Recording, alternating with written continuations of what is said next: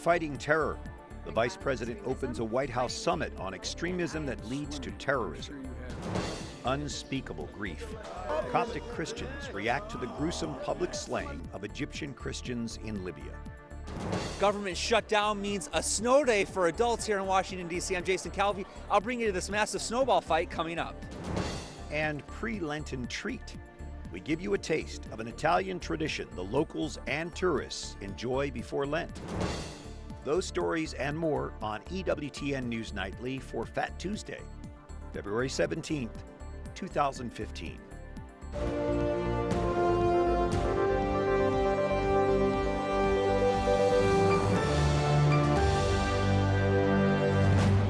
Good evening from Washington. Thanks for joining us. I'm Brian Patrick with your news now.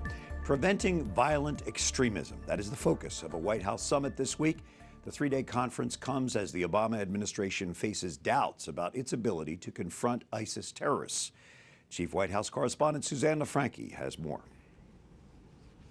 Brian, after the recent wave of terror attacks overseas, the White House Summit on Countering Violent Extremism is looking at ways to prevent radicalization before it can take root. How do we counter the appeal of radicalization? The recent Islamic terror attacks drew religious, political, and civic leaders from around the world. They are grappling with how to effectively respond to attacks in cities such as Copenhagen, Paris, and Sydney. The gruesome mass beheading of Egyptian Coptic Christians in Libya was videotaped and posted online. The Islamic State and its followers produce tens of thousands of posts daily. The focus here is to undermine their efforts to recruit members on social media. We have to work from the ground up and engage our communities and engage those who might be susceptible to being radicalized. The administration says this meeting involving more than 60 countries is part of a larger national security strategy. That plan includes President Obama's request to Congress for a new war powers resolution. Congress is divided on how to respond. But a new CNN poll reveals 57% of Americans disapprove of how the Obama administration is dealing with ISIS. And last week, a counterterrorism expert told a Senate panel government involvement in counter-messaging has its challenges. People who are attracted to this don't go to the government for their guidance on what to do, even not the U.S. government and certainly not their governments in the Middle East. President Obama will address the conference tomorrow. Congress returns next week and will start a series of hearings on whether to back the White House plan to take military action. Brian? Thanks, Suzanne LaFranchi at the White House. And as the Islamic State fights for control of a northern Iraqi city, a shaky alliance is forming. However, friction among forces threatens its effectiveness. Shiite militia soldiers are rushing to the area around Kirkuk, one of Iraq's most hotly disputed territories, in an effort to defeat Islamic State militants. The Associated Press found many Shiite militias on the outskirts within a few miles of the city. They've answered a call from the country's top Shiite cleric to defend the nation against militants, and they've created a string of bases.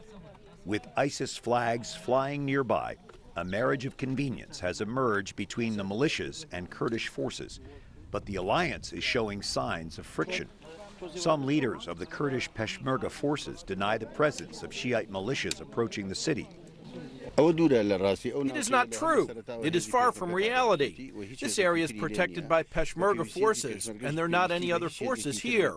And the Peshmerga don't need any other forces here, apart from the coalition airstrikes. But a commander of a militia group in Kirkuk says the Peshmerga needs the help of the militias. Our dearest Kurdish brothers haven't been trained well. The difference between us is that we're well trained. Last year, the Peshmerga gained control of Kirkuk after repelling ISIS militants. Yet inter-ethnic competition remains over who will ultimately gain control of the oil-rich city.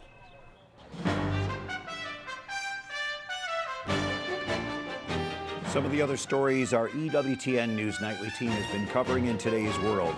Homeland Security is ending its preparations for a program designed to shield millions of illegal immigrants from deportation. This decision comes after a federal court ruling in Texas temporarily halts that program. The ruling also blocks a second effort to shield young immigrants from deportation. It's part of an ongoing lawsuit involving 26 states. The White House is appealing the judge's ruling. President Obama says the law and history are on his side. Meanwhile, he says his administration will abide by the judge's ruling. The new defense secretary pledges to offer strategic advice and carefully consider decisions about sending troops into harm's way.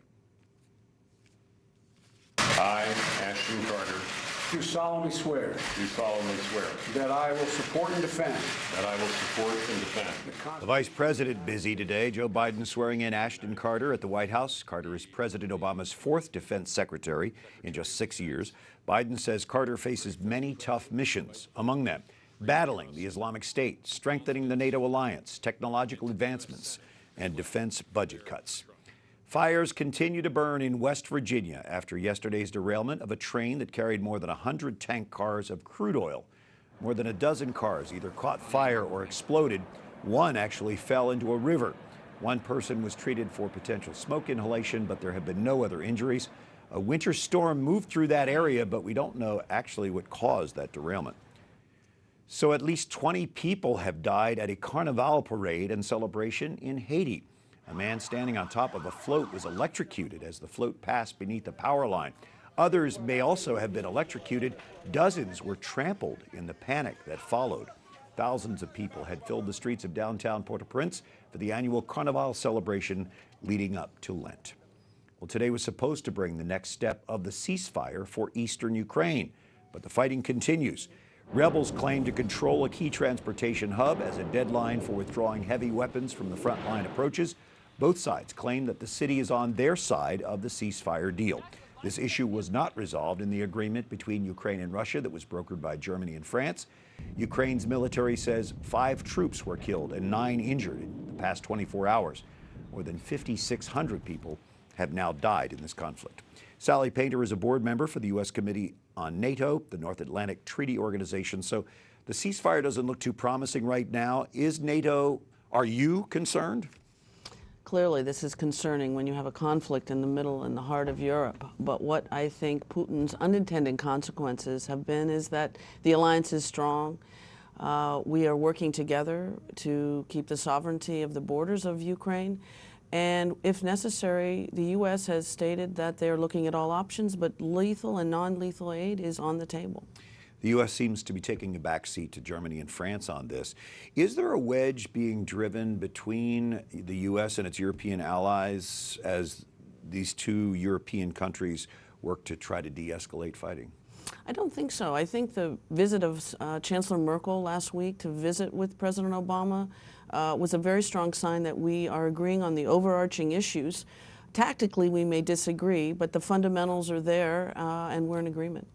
This whole thing started with the annexation of Crimea by Russia, which seems to have just slipped from the limelight. How far do you think the U.S. is willing to go to protect the sovereignty of Ukraine so it doesn't go the way of Crimea? The U.S. and the European alliance and NATO have said very strongly that the borders of Ukraine will be sovereign and protected. I think that we will look at this very carefully step by step, but that we're not going to lose eastern Ukraine, but we need to solve that issue first.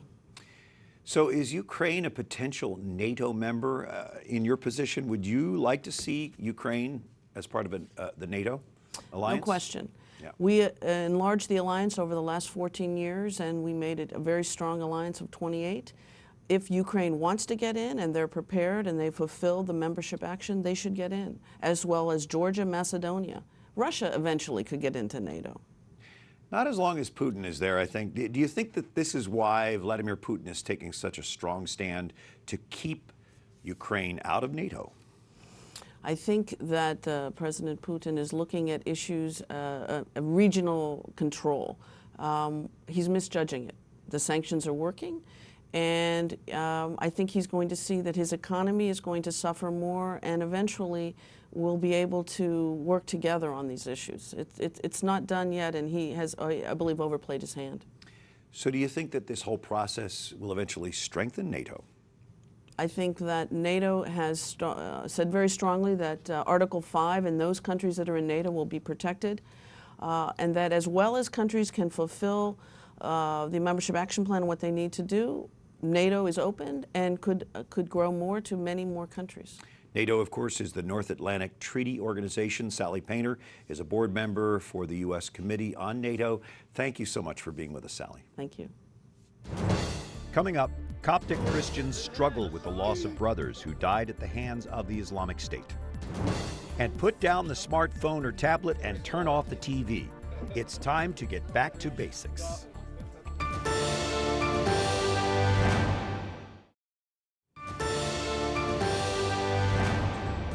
During Lent, let us find concrete ways to overcome our indifference.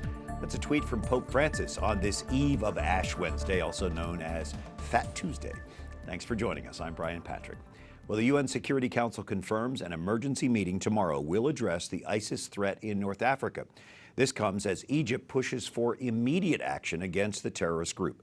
Wyatt Goolsbee is here tonight with more on that. Wyatt? Brian, the Egyptian president says creating a UN-backed coalition is the best way to rid their neighbor Libya of Islamic extremists. Egypt has been calling for action since ISIS posted a video of the beheading of more than 20 Egyptian Coptic Christians. The Egyptian military says this week they've successfully bombed 10 targets connected to ISIS in Libya. Officials say their pilots were careful not to hurt innocent civilians, but ISIS claims the airstrikes left collateral damage. Egypt's president says his country had no choice but to act. What happened is a crime, a monstrous terrorist crime. Our children have their throats cut in Libya, and not to react? No, it's a kind of self-defense accepted by the international community. We will not allow them to cut off the heads of our children. His country has been retaliating since Sunday for the apparent beheading of 21 Egyptian Coptic Christians on a Libyan beach. But the airstrikes can do little to bring closure to the friends and family of the victims. Today, Pope Francis offered Mass in the Vatican for the 21 Egyptians, saying they were killed for the sole reason of being Christians. Guidami per amore del tuo nome. The Holy Father went on to pray for their communities and for the Coptic Orthodox Pope, who he called his brother. High-ranking clergy in the Coptic Church say those prayers are needed. What we've seen here is a dehumanization of people who are paraded like war trophies and then killed in such a barbaric and inhumane way, dealt with as objects that could be bargained with and bartered with and then ultimately sacrificed to prove a point. Meanwhile, Egyptians burn incense daily in prayers for the victims and for an end to the violence in the region. The terrorist presence in Libya isn't the only problem on Egypt's radar. The Egyptian government has been taking steps to fight extremism across the Middle East, trying to form a coalition helping against ISIS and to help Saudi Arabia defend its borders. So, Brian, we will be following developments to see if the UN will take action. Thank you, Wyatt Goolsbee. And Jack Fiegel is founder and chairman of Orientale Lumen, or Light of the East Foundation, promoting Orthodox Catholic dialogue. Why were these Egyptians, these Copts, in Libya?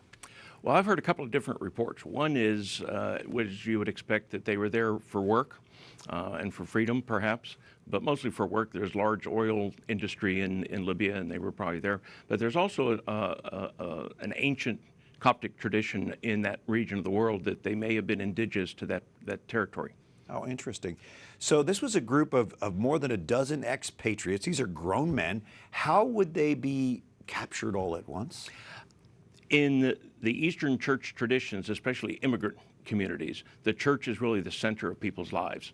So it's not only a place for prayer, but also a place for social gathering, it's their community. Education. It's their whole community. There's a Coptic Orthodox church here in Fairfax where they have thousands of members where they gather for all sorts of things with daycare and education and so forth. So they probably might have captured them at a church in that region to get them all together. So it seems like Christianity is doomed in some of these countries. Do you think Christians can still live peacefully in the Middle East? Is there any hope? I think there is. Christians have been living there for 2 millennia under all sorts of terror, under all sorts of problems with regard to different governments all through the centuries, and they've always found a way to coexist.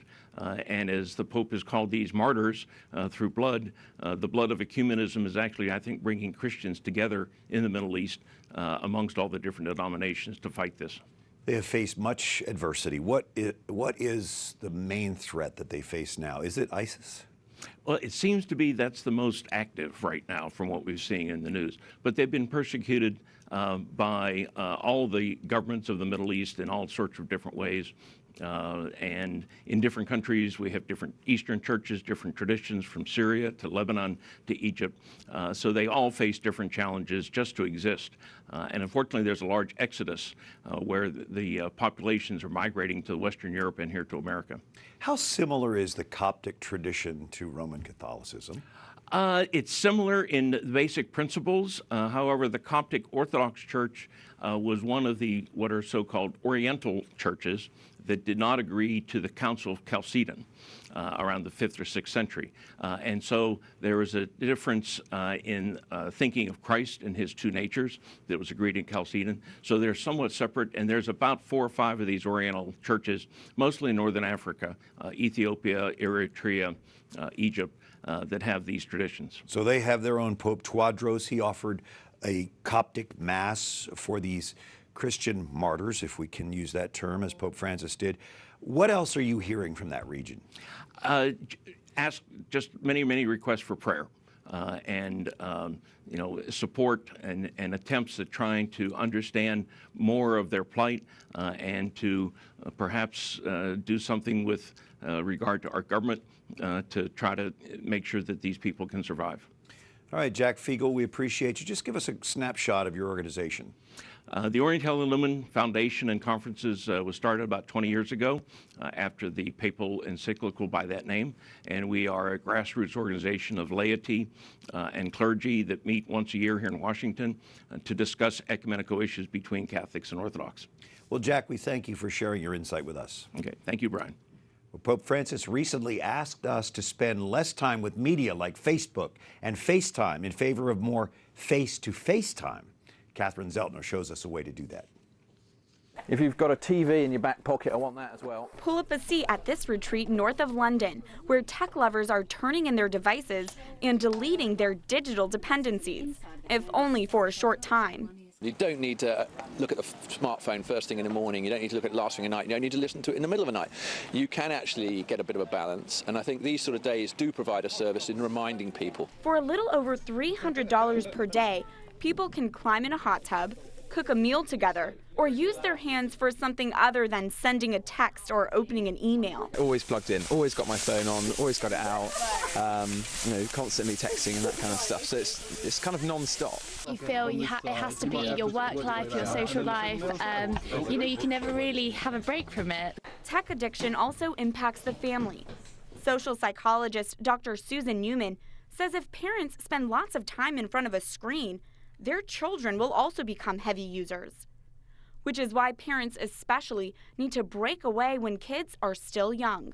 As your children get older and the tensions build around technology, put that cell phone away, you need to do your homework, get off the computer, you need to do your homework, that's going to harm the parent-child relationship. Dr. Newman says parents should read their emails after their children go to bed, and dinner should always be device-free. And Brian, with Lent starting tomorrow, taking a time out from tech may not be a bad idea. Cyberfast. Thanks, Catherine. Up next. Oh, I got absolutely clobbered out there. I don't know what to do about this. And Italians, along with tourists, enjoy a tasty pastry before Lent begins tomorrow.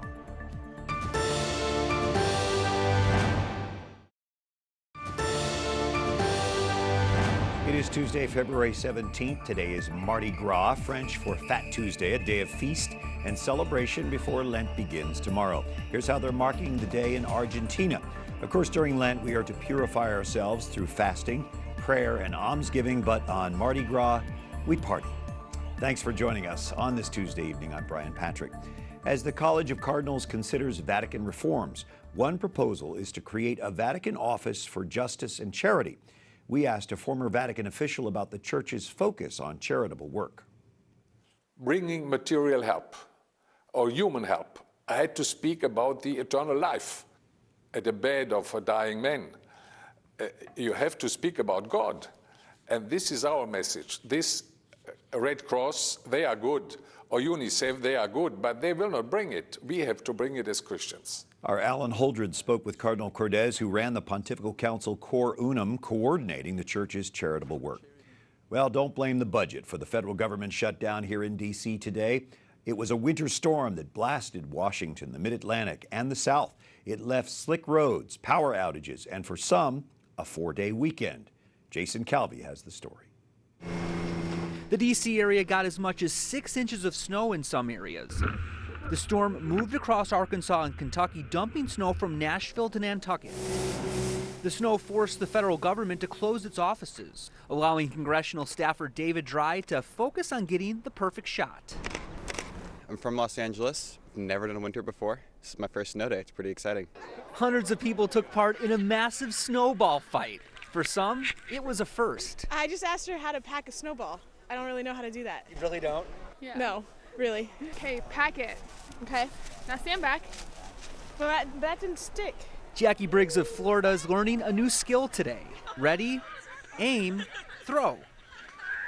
I've never lived in snow, so this is what I imagine it would be like to get a snow day. I go in there to record video every time and I just get pummeled with snowballs, and it's probably just the way I'm dressed, I guess, today. But it could be worse. Put him down. Proof that a snow day can be as fun as when you were a kid. In Washington, Jason Calvi, EWTN News Nightly. What a guy will do for a story. That snow was too dry to really pack. By tomorrow, maybe with some sunshine on it, it'll pack better. Well, Lent starts tomorrow, but today it is Carnival time in Venice. Behind the elaborate masks at this colorful celebration, there is a yearning for a traditional sweet treat. The fritola, a Venetian fritter made at Carnival time, is a delicious, soft donut stuffed with raisins and pine nuts, and I want one right now. The Rosa Salva family has been making them at their bakery since 1870, churning out 7,000 fritola every day at this time of year. Carnival starts January 7th after the Feast of the Epiphany. It continues until Ash Wednesday. One food historian says that Carnival history is as old as the Catholic Church in Venice. For Carnival, basically it's a chance, carne vale, because meat, you can have meat, because as of Ash Wednesday, you have to fast, as Christ did in the desert and so on. And so Carnevale, the name originates from that. Carnevale, that means you can eat meat, you can eat rich things, such as fritole and all the sweets, obviously. The treat is popular with tourists and locals. Giuseppe Rosati, who lives in Venice, says he eats one every day during Carnival, Carnevale, Carnival, anyway, however you say it.